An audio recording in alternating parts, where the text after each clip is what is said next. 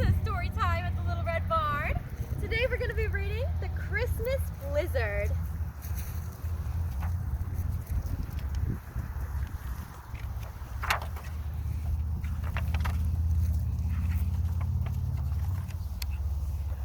Little Sissy McNabb ran to Marion Jenkins when he came into the McNabb General Store. "Mr. Jenkins, Mr. Jenkins," she cried. "The weatherman says we're going to get a blizzard tonight." "Humph," said the old man. That whippersnapper of a weatherman wouldn't know a blizzard if it tipped his hat and introduced itself. The blizzard of 1922, now that was a blizzard to remember. "How much did it snow?" Sissy asked. The old man settled on a chair and warmed his hands over the stove. "Don't be all so fired anxious, girl," he replied. "Learning history takes time."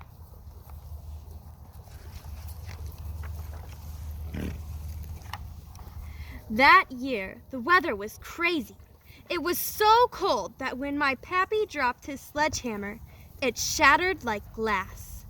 The ground cracked too, and pretty deep. Ellie Cogwell said she could see clear through to China. Of course, Ellie was always one for exaggerating. The weather was afflicting other places. Up at the North Pole, why, it was as warm as Grandma's gravy. Palm trees were sprouting right and left. It was so hot, Santa's elves weren't in the mood to make toys.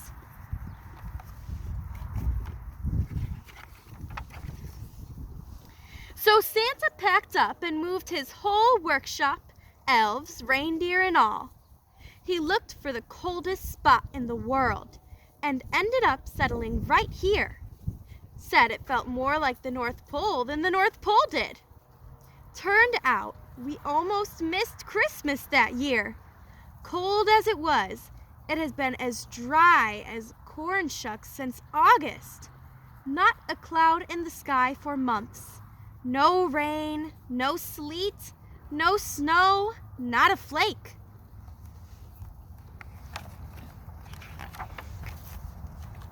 One day in October, I slipped by Santa's place.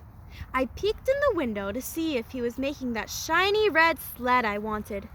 But Santa and his elves weren't doing a thing. Turned out, the elves needed more than cold weather to make toys for Christmas. They needed snow and plenty of it. I looked at the sky, and what I did see but blue. If we were going to have Christmas at all, I knew I had to do something, and quick. I went to a shack outside of town, over by Hatcher's Pond, where old Miss Pendersnarf lived.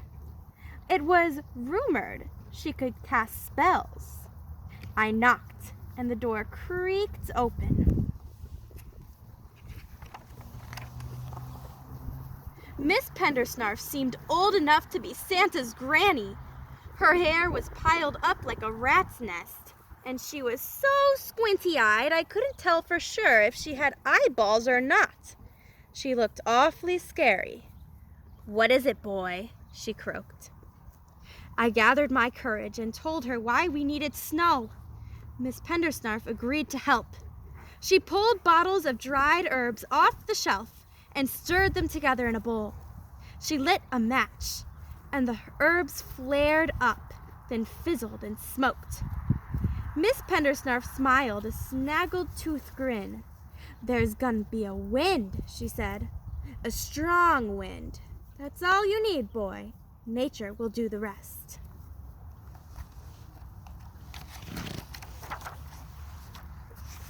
I was halfway home when the wind whipped up. Woo-ee! Did that spell work great. It lifted me and blew me all the rest of the way. That night, the wind howled and whistled, got stronger by the hour. By morning, frozen trees had been shattered into firewood and blown into stacks. By afternoon, rain clouds had swept in all the way from Seattle, Washington. And then, as suddenly as the wind had begun, it stopped.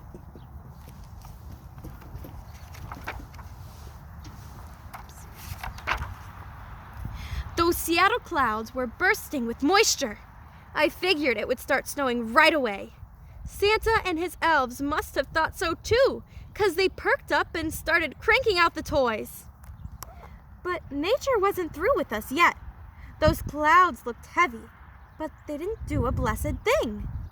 Later, in the dead of night, I heard a loud crash. Felt just like an earthquake and threw me out of bed. And the racket sounded louder than one of those newfangled jet aeroplanes.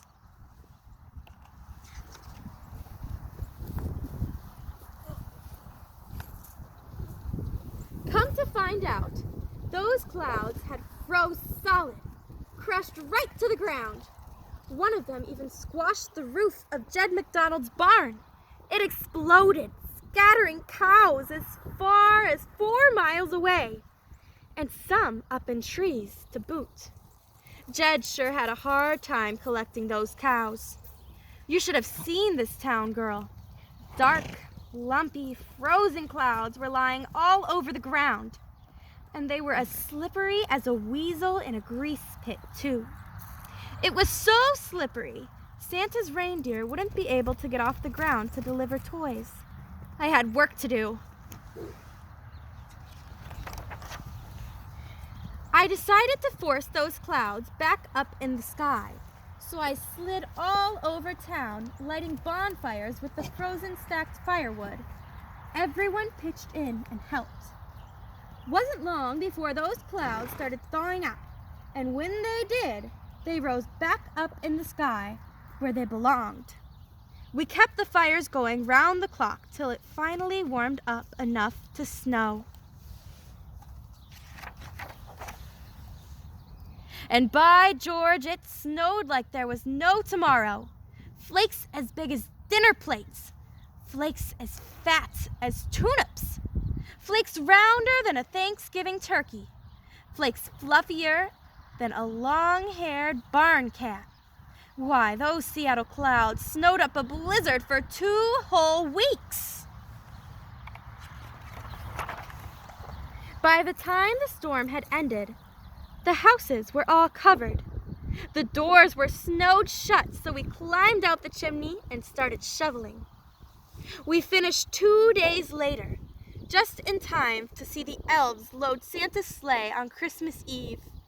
Those elves must have worked overtime because I never did see so many toys.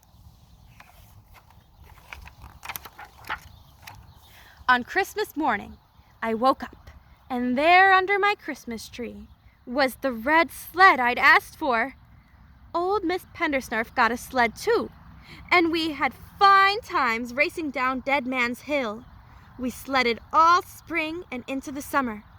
Miss Pendersnarf was one bodacious sledder. It was because of her that the town had got its name. We had voted to change it from Waterville to Blizzard because of the storm. On Founder's Day, Mayor Butterfrump was making the dedication speech when Miss Pendersnarf came barreling down Dead Man's Hill. She crashed through the fancy new sign, smashing the bee and Blizzard to smithereens. The mayor stayed cool as ice cream without blinking an eye. Mayor Buttersnarf shouted, "Welcome to Lizard, Indiana!" And that's been the name ever since. Maynard winked at Sissy. "I reckon you've learned enough history for one day, girl. I'm going home to dust off my old sled and oil it up. If we get that pinch of snow your weatherman predicts, I might just test it out." Maynard waved as he disappeared out the door. "See you tomorrow, Sissy, up on Dead Man's Hill." The end. Did you like our book, Andy? I think you liked it. I hope you guys liked it too. We'll see you next time.